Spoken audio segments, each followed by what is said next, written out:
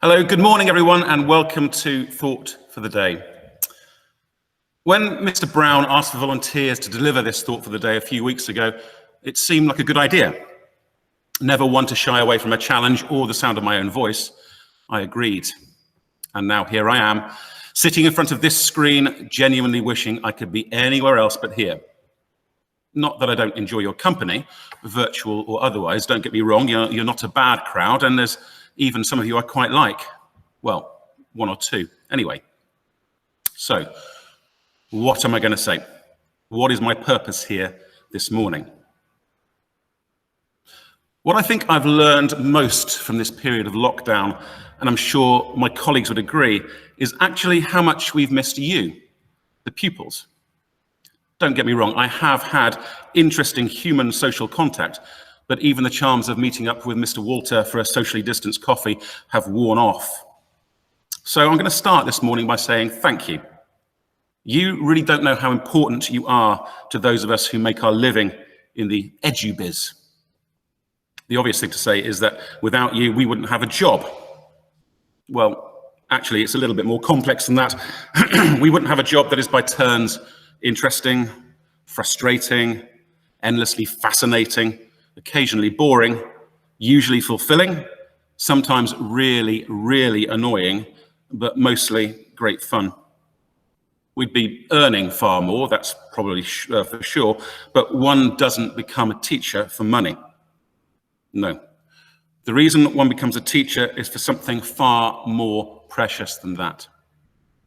The holidays. The cliched old joke goes something like this. Why did you want to become a teacher? Well, there are two reasons actually, July and August. No, actually I became a teacher because I thought that by working among young people, I would stay forever young. Well, as my balding head and expanding waistline will testify, I got that very, very wrong. But I do maintain that I am young at heart. And you only need to look at Mr. Alcock to realize that most teachers believe that they're Peter Pan to some degree. So, secondly, what am I here for? Well, I'm here to dispense my thought for the day, my wisdom. So, here goes. Actually, as I was preparing this, my mind drifted back to all the assemblies that I've delivered over the past 26 years of my career. And although it's true they are a pain to prepare, I do quite enjoy the process because it gets me thinking about stuff I perhaps wouldn't ordinarily be able to give lots of thought to. So in the past, I've spoken about The Simpsons, the cost of the 2012 Olympics, poetry, obviously, Shakespeare, more obviously, my guilty pleasure, the prog rock classical crossover band Sky, in case you were wondering, Liverpool Football Club, of course, why choral singing is brilliant, the Kardashians, cricket, Stephen Fry, pre-Trump American Islamophobia, why funny things are funny, Christmas adverts, celery, and many, many other subjects that have now faded into my rapidly declining memory. However, one assembly remains very clear in my mind, the one I delivered in December 2017 to the sixth form of West Buckland School, where I had been teaching for 16 years. It was a valedictory. I was leaving the West Country to move to the Southeast, ending up here at Shiplake in 2018. Here's an excerpt. Most of you will know that for reasons too complicated to explain, I'm leaving West Buckland at the end of this term. Actually, it's not that complicated. I'm moving to the Southeast for one reason, love. And that's not a bad motivating factor for any of us, now I come to think of it. Whatever you do, make sure it's motivated by love. Love for your friends, love for your family, love for your partner, love for your God, but most importantly, love for yourself. Love and value yourself, and others will love and value you. So, there's my first thought for this Thursday. And now I'd like to turn to a specific group of people who may or may not be watching this morning. For some of you, this is the last extraordinary week of an extraordinary year that you will spend at this extraordinary school. I'm hoping, therefore, that my thoughts aren't simply for today, but might linger a little longer in your psyche. When I first started teaching, I swore I would spend no longer than 7 years in any school, enough time to see one generation through. I left my first post after 7 years and a term. 16 years later, I left my second post. And some 16 weeks after that, I said goodbye to my third school before arriving here. During my time, I've been head of English, housemaster twice, head of sixth form, director of plays, coach of rugby, hockey, cricket, badminton, producer of quizzes, singer of bands, singers in choirs, running debating clubs, debating competitions, organising leavers balls, and most importantly of all, Year 3 football coach. I don't tell you these things to blow my own trumpet. I don't own a trumpet. I'm telling you these things because I urge you to follow the maxim of Henry David Thoreau, one of my favourite writers, whom I paraphrase here. I went to the woods because I wished to live deliberately, to challenge life and see if I could not learn what it had to teach. I wanted to live deep and suck all the marrow out of life, to put to rout all that was not life, and not, when I came to die, discover that I had not lived. Or, to put it more simply, don't knock it till you've tried it. And there is my first thought for our leavers. Make sure yours is a life well lived and a life lived well. In the past, at end-of-year assemblies, apart from waving leavers off to their glorious futures with their lives spread gloriously out in front of them, I also like to dispense fatherly advice in the form of a song. Now, you'll be pleased to learn that I'm not going to sing this morning, but I am going to read to you the lyrics of a song that I think are just wonderful.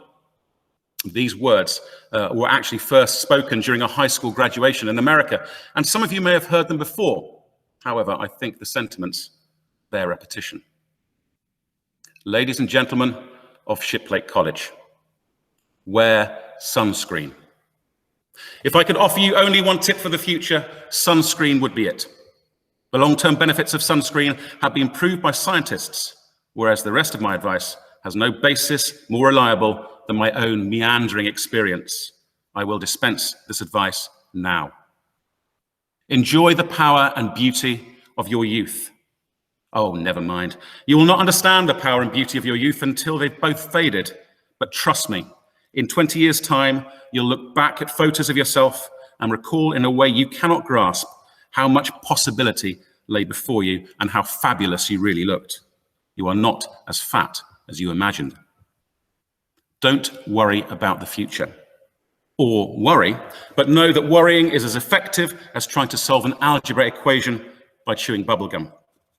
The real troubles in your life are apt to be things that never crossed your worried mind, the kind that blindside you at 4 o'clock on some idle Tuesday. Do one thing that scares you. Sing. Don't be reckless with other people's hearts. Don't put up with people who are reckless with yours. Floss. Don't waste your time on jealousy. Sometimes you're ahead, sometimes you're behind.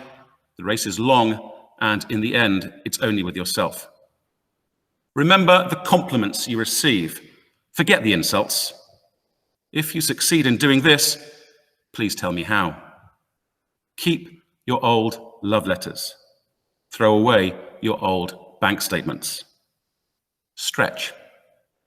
Don't feel guilty if you don't know what you want to do with your life. The most interesting people I know don't know at 18 what they wanted to do with their lives. Some of the most interesting 40-year-olds I know still don't. Get plenty of calcium. Be kind to your knees. You'll miss them when they're gone. Maybe you'll marry. Maybe you won't. Maybe you'll have children. Maybe you won't. Maybe you'll divorce at 40. Maybe you'll dance the funky chicken at your 75th wedding anniversary. Whatever you do, don't congratulate yourself too much, or berate yourself either. Your choices are half chance, so are everybody else's. Use your body.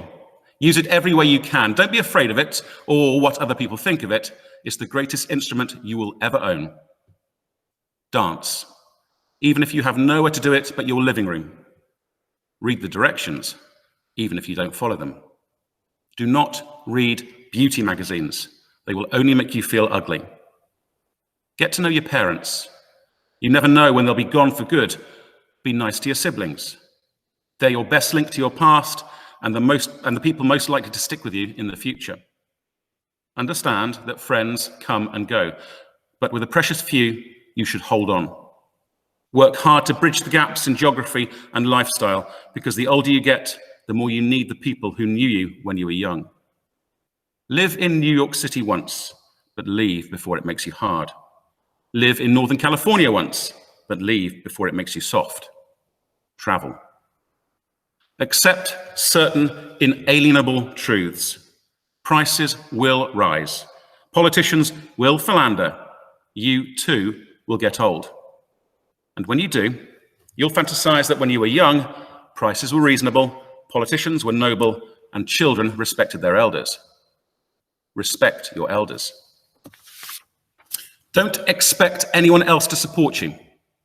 Maybe you have a trust fund, maybe you'll have a wealthy spouse, but you never know when either one might run out.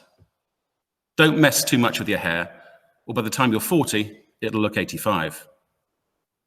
Be careful whose advice you buy, but be patient with those who supply it. Advice is a form of nostalgia. Dispensing it is a way of fishing the past from the rubbish bin, wiping it off, painting over the ugly parts, and recycling it for far more than it's worth. But trust me on the sunscreen. So, like Jerry Springer, topical reference there, I know, here are some final thoughts courtesy of Tim Minchin. Life will sometimes seem long and tough and often tiring, and you will sometimes be happy and sometimes sad. And then maybe you'll be old, and then maybe you'll not be here anymore. There is only one sensible thing to do with this empty existence of ours, and that is fill it. And in my opinion, life is best filled by learning as much as you can about as much as you can.